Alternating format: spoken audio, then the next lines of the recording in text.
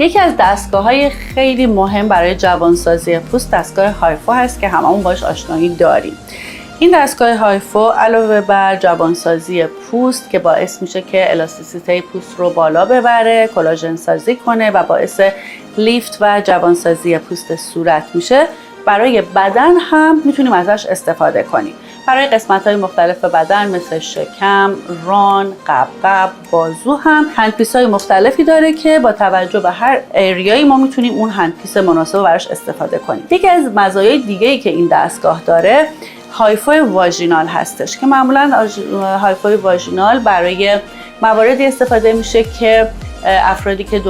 دچار تکرر ادرار هستن، خشکی واژن و به علت زایمان دچار شل شدگی عضلات واژن هستن، این هایفو خیلی کمک میکنه که عضلات واژن رو منقبض میکنه و باعث میشه که اون حالت شلی و خشکی واژن و تکرر ادرار که خیلی از خانم‌ها با ایجینگ دچارش میشن رو از بین ببره.